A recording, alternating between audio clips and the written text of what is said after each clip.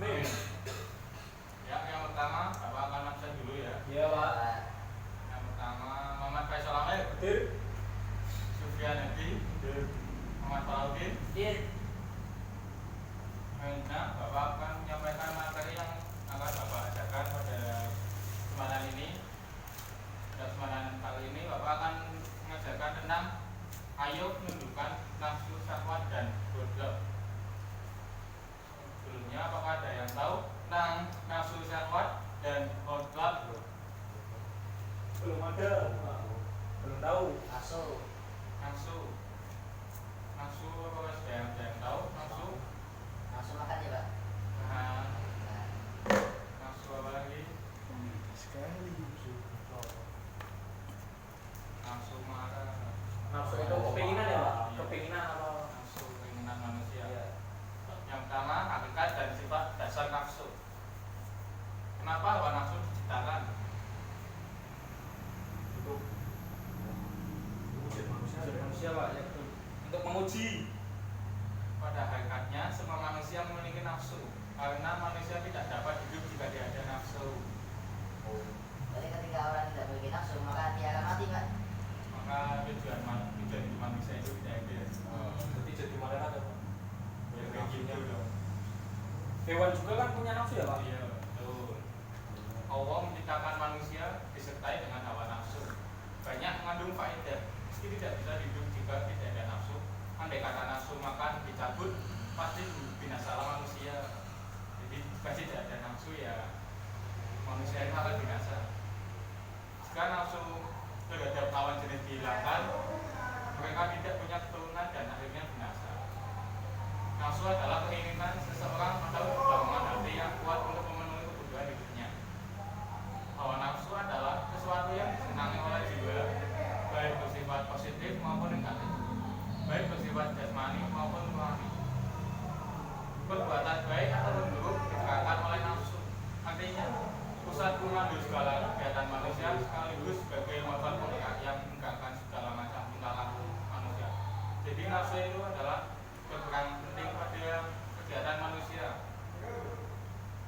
Nafsu itu ibarat seperti sungai. Dia bisa mengalir dengan tenang dan bisa meluap atau menghancurkan. Dan karena itu perlu dikontrol dengan sistem bendungan dan irigasi yang baik sehingga memberikan manfaat yang maksimal bagi kehidupan manusia. Jadi nafsu itu harus dikendalikan biar tidak meluap-luap. Terus yang kedua, memahami nafsu syahwat. Pengertian nafsu syahwat. Secara istilah, nafsu adalah keinginan seseorang atau dorongan hati yang kuat untuk memenuhi kebutuhan hidupnya. Syahwat secara lugawi artinya menyukai atau menyenangi, yaitu kecintaan terhadap sesuatu sehingga kecintaan itu menguasai hatinya. Kecintaan itu sering menyeret seseorang untuk melanggar hukum Allah Azza wa Jalla dengan tujuan untuk mendapatkan sesuatu yang lezat. Adapun secara istilah syariat, nafsu syahwat adalah condongan jiwa terhadap sesuatu yang disukainya sehingga keluar dari batas syariat. Maka hakikat syahwat, keinginan nafsu adalah kecenderungan kepada sesuatu yang sesuai dengan tabiatnya atau watak dan menjauhi sesuatu yang tidak disukai dan dicintai. Akan tetapi keberadaan syahwat pada manusia itu tidak tercela karena terdapat faedah dan manfaat di dalamnya. Celaan itu tertuju jika manusia melewati batas dalam memenuhi syahwat. Misalnya menuruti nafsu syahwat dengan melakukan kemaksiatan, mulai dari menonton film pornomu. Apa kamu mesti sudah pernah ya pengalaman itu? Pak, SD, Pak. Kok SD sih mas? Terus yang kedua berpacaran. Apa kamu sudah berpacaran atau belum nih? Belum, Ya, Pak. Belum. Ya, Pak. Belum. Jalan apa, Pak? Dan sampai akhirnya pada perzinaan. Astagfirullah. Jadi dulu ya. Ya, Pak. Tahu sudah tadi. Bawaan nafsu syahwat mengarah kepada 3 hal besar, yaitu syahwat kesenangan terhadap harta benda sehingga melahirkan kerakusan, perampokan, pencurian, manipulasi, korupsi, bahkan kekerasan fisik seperti pembunuhan dan penganiayaan. Jadi para koruptor itu nafsunya sangat besar sekali ya. Bisa dibawa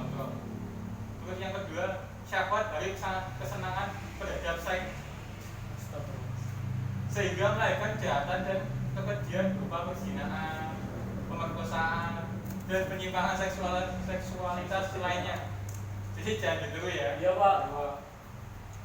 Terus yang ketiga, syahwat dan kesenangan terhadap jabatan dan kedudukan, sehingga melahirkan para pejabat dan pemimpin yang zalim, otoriter, bahkan diktator. Contoh, Pak. Contoh. Contohnya ya.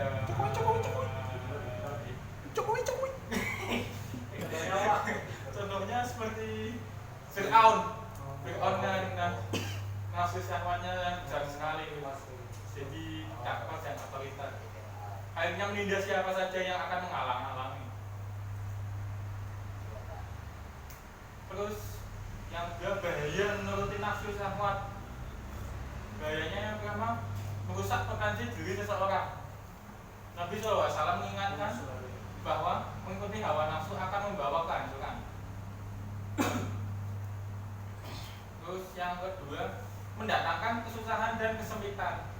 Terus yang ketiga, mengakibatkan rusaknya lingkungan alam karena nafsu mengeksploitasi alam yang berlebihan. Terus yang keempat, melahirkan kerakusan, perampokan, pencurian, manipulasi, korupsi, bahkan kekerasan fisik seperti pembunuhan dan penganiayaan sebagai dampak menuruti syahwat harta. Terus yang kelima, lahirnya para pejabat dan pemimpin yang zalim, otoriter, bahkan diktator. Terus yang keenam, dampak menuruti syahwat kesenangan terhadap kelezatan makanan akan menimbulkan berbagai macam penyakit tubuh. Jadi kalau makan ya yang sewajarnya saja dan jangan berlebih. Terus yang ketujuh, nafsu akan mendorong manusia untuk berbuat jahat, melampiaskan syahwat dan menentang ajaran agama. Apabila pelampiasan nafsu syahwat seks pada remaja akan menimbulkan dampak yang lebih berbahaya, diantaranya adalah putus sekolah, suramnya masa depan, perceraian, melahirkan anak terlambat, dan tumbuhnya generasi yang memerosotkan harkat dan martabat negara. Terus yang selanjutnya, cara menundukkan nafsu syahwat.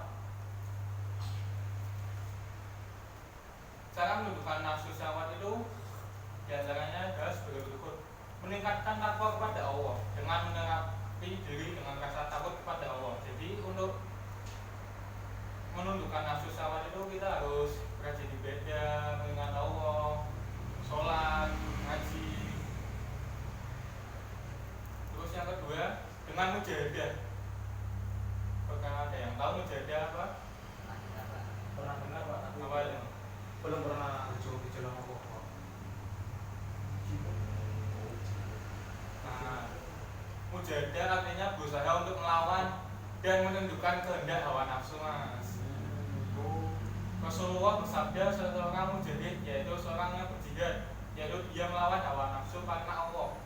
Walladzina jahadu fina lanahdiyannahum subulana wa inna Allaha lama'al muhsinin. Artinya, dan orang-orang yang berjihad untuk mencari keridhaan kami, benar-benar akan kami tunjukkan kepada mereka jalan-jalan kami. Dan sesungguhnya Allah benar-benar beserta orang-orang yang berbuat baik. Dengan kata lainnya, bermujahadah rela meninggalkan apa yang disukainya demi memburu sesuatu yang diyakininya benar, baik dan betul. Imam Al-Ghazali berkata, antara tanda kecintaan hamba kepada Allah ialah mengutamakan perkara yang dipuji Allah daripada kehendak nafsu sunnah pribadinya.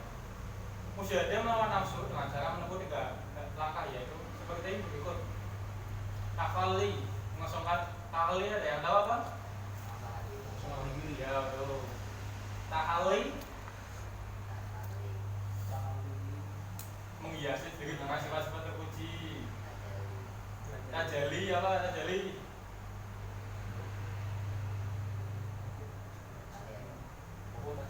jadi ada yang tahu nggak? Lupa Pak. Tersingkapnya takdir yang menghalangi antara manusia dan Allah.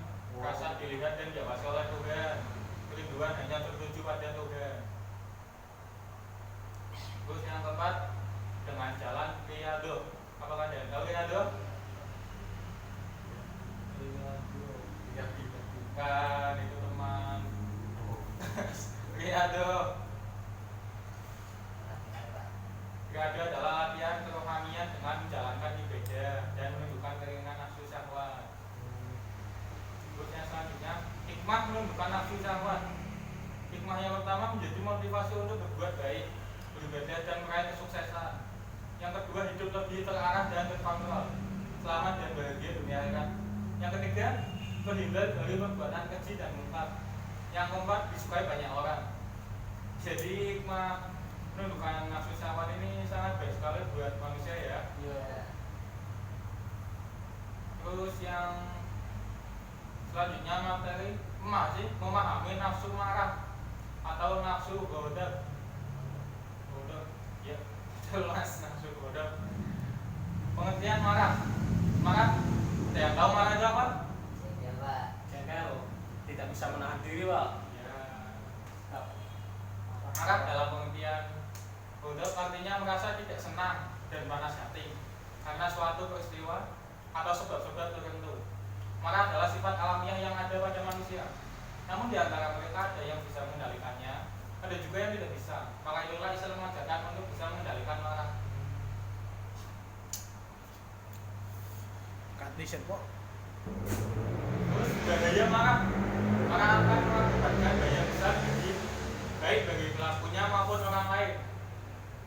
Baik bagi sendiri akan mengakibatkan tekanan darah menjadi tinggi sehingga membuat peluang terkena serangan jantung, cepat tua, gangguan tidur, gangguan pernafasan, sakit kepala, stroke, dan depresi. Jadi marah itu banyak buruknya ya.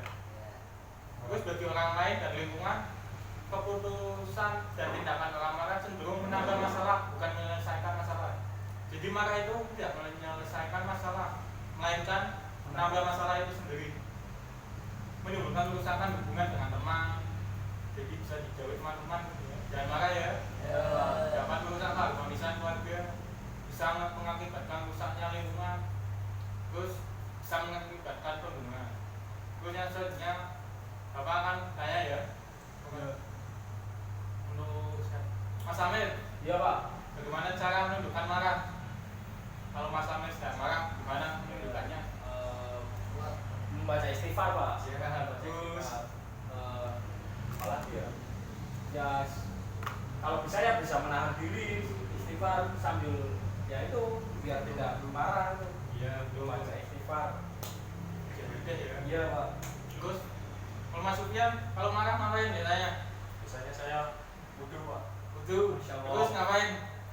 Habis itu ya wudhu, Pak. Wudhu aja. Biar itu apa namanya? Biar biar dingin. Tidak langsung sholat sunnah atau gimana? Ya, kalau lagi apa, Pak? Lagi dia. Kalau Mas Pala, kalau marah dia ngapain masalah? Jalan-jalan, Pak. Jalan. Biar apa? biar nggak stres, Pak. Oh, ya itu juga bisa untuk menurunkan tensi marah ya. Iya, Pak. Mungkin itu saja materi dari Bapak untuk pelajaran kali ini. Mungkin untuk mengakhiri pembelajaran pada kesempatan kali ini, kita membaca hamdalah bersama-sama. Alhamdulillahirobbilalamin. Sekian dari Bapak. Wassalamualaikum warahmatullahi wabarakatuh. Waalaikumsalam.